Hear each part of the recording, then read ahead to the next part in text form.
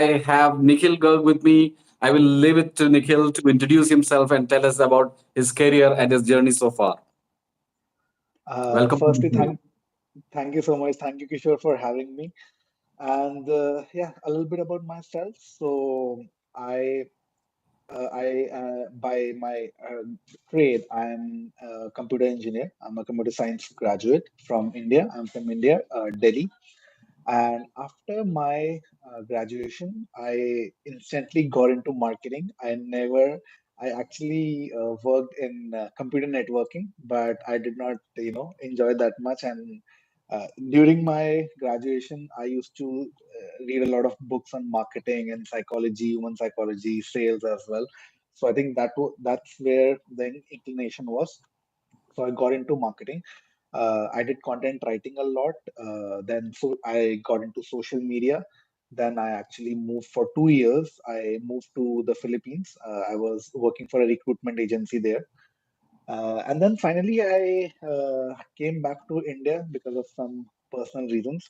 And that's where I got started with paid advertising. Facebook ads and Google ads. So I did a lot of lead generation for real estate, all these things.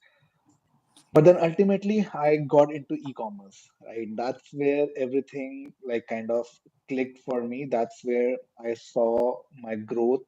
Uh, that's where the actual, kind of something long term started from. So I started with e-commerce in 2017.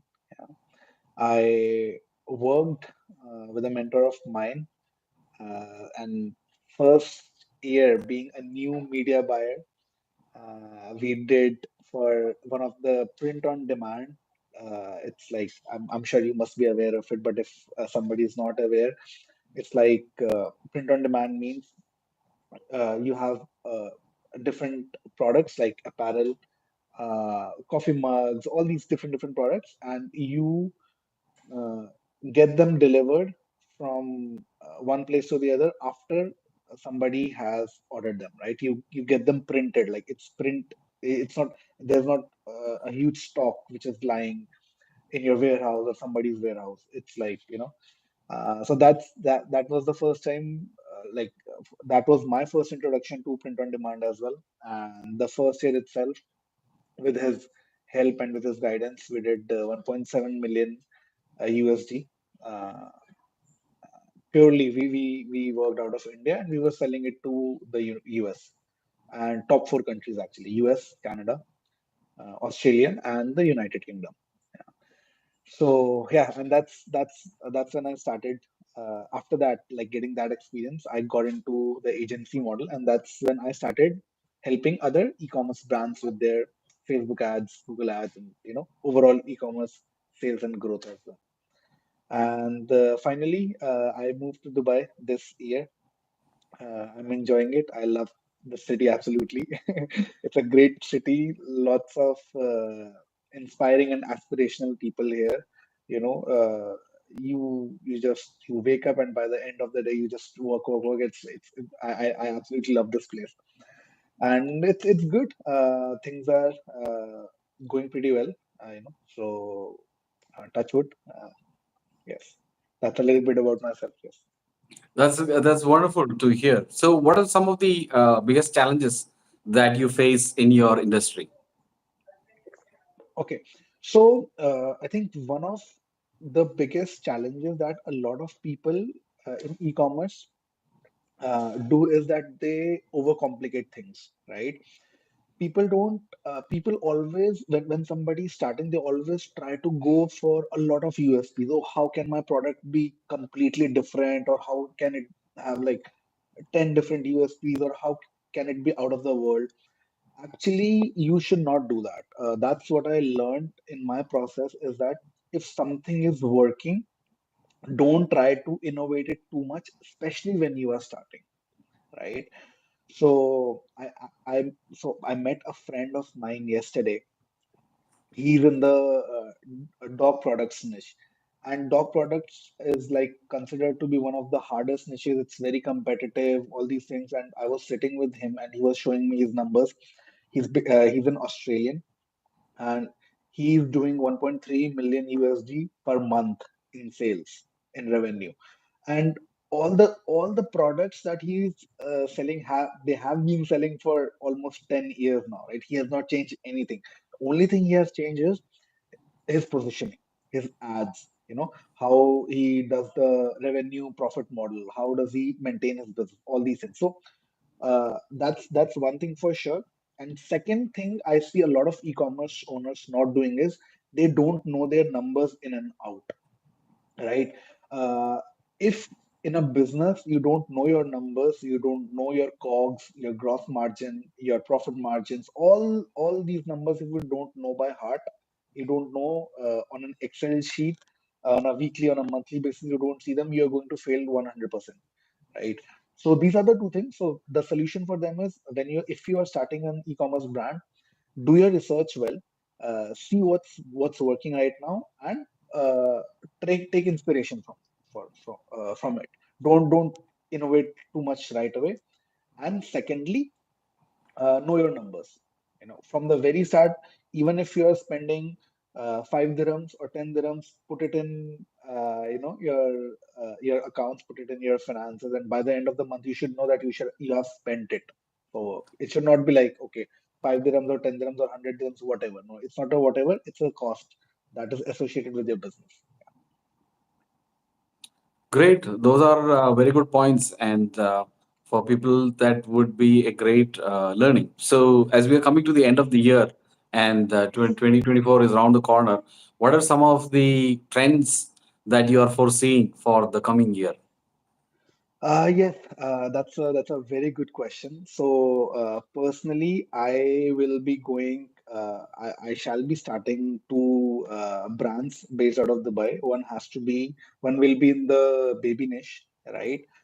Because I see, like right now, if you see the influx of people coming to Dubai, UAE, and GCC in general, it's huge, right? Because of all the inconsistencies in the West, right? So people are moving here, right? And I see a lot of families moving here, right? And their overall the demand is high, right? So I think there's a lot of potential in Dubai for sure. you know I was talking to a connect, like he has been one of the mentors of mine since very very long. He is a very hidden guy, and he's one of the biggest e-commerce guys in the market. Most of the people don't know him because he's not out there, right? And on one of our Zoom calls, he was telling me that the GCC right now is what US used to be in 2014 in terms of e-commerce. Like the potential is that much, right? Because the competition is low. So in terms of brands and product line and branding, I think I'll be going heavy for the baby niche, and secondly, health products, right? As every year we see people's health is going down and down and down, right? And we have to understand that whosoever buys something, no matter what, they always want a faster and a quicker solution, right? So health is something that, and if you can build something in a health category, it can open a lot of doors for other collaborations, and ultimately you can build a brand and raise money and sell the brand itself. But yeah, those are the two categories I'm looking for myself in 2024 for sure. That's excellent. The baby niche is ever growing because our babies will keep increasing in health. Correct, As you correct. identified, is definitely a very competitive and at the same time a fast growing industry. No doubt about that. Okay, Correct, great. correct. So, for anyone who is newly entering your space, what are some of the tips and advice that you can give to newbies who are coming into the marketplace? Oh, definitely. So I think there are a couple of points. Number one is that if you are starting an e-commerce business, you should start learning about business in general as well, right? Like, be it an agency business or real estate business or e-commerce business is business, right? You need to understand numbers, you need to understand marketing prospects, all these things. You need to have a little bit of knowledge. Secondly, I would say you should have some timelines, right? That okay, if by 3 months I do not achieve this goal, so I'm going to, realistically, I need to make that switch, right? Um, Thirdly, I would say get a mentor, right? For sure. Like what mentors have done for me, I mean, like my first mentor in my first year of business, I had zero knowledge of business, right? And my first year of business, my mentor, he helped me in for his brand only. Like I was the reason that we generated, like, I mean, like I did the media buying, everything. So, I contributed to 1.7 million in sales. What that did to me, it opened the doors of my mind. I was like, oh man, it's possible. It's not rocket science, right? But what people do is when they enter into ecom, they try 10,000 different things, because you will see 10,000 different videos on YouTube and Google and blogs and this and that. Because if you try 10,000 things, that means your focus is being diluted in 10,000 different directions, right? So you will not be able to achieve a target. Stick to basics, learn from somebody who has already done it, because they can exactly tell you the path. Go from this if you get stuck here, because you have somebody on demand on your fingertips, right, to unstuck you. Because unstucking is the most important thing in growing your business. Because unstucking, sometimes when you don't have somebody, it takes you days, weeks, months, and then not only do you not get results, but you also get demotivated and frustrated. Oh, it's not. You think along the lines of, okay, I cannot do it, or this model doesn't work, or this business doesn't work. You don't think along the lines of, okay, maybe I'm missing something, maybe I don't know, because knowledge is power, right? So yeah, I think those are the tips I would say. And fourth one for sure is, especially a lot of young people nowadays, they only believe in, oh, I need to work smart, and this, I only need to work smarter. I know I will only work 4 hours a day or whatever. I Trust me, all the successful people I have met, be it in India or Philippines, Taiwan, Dubai, trust me, they work 12, 14, 16 hour days. Like, that's absolutely 110%. They are very hands-on with their business. They don't believe in smart work. You can only work smart if you have worked hard, right? If you're not a hard worker, you'll not become a smart worker. Because a lot of people, they think, okay, smart work means being lazy. Oh, I'll do it in this. No, no. If you're creating results by only working 3 hours a day, why not work 12 hours a day and create four times the results, right? So be willing to work hard, just like your parents or grandparents did. Don't become lazy.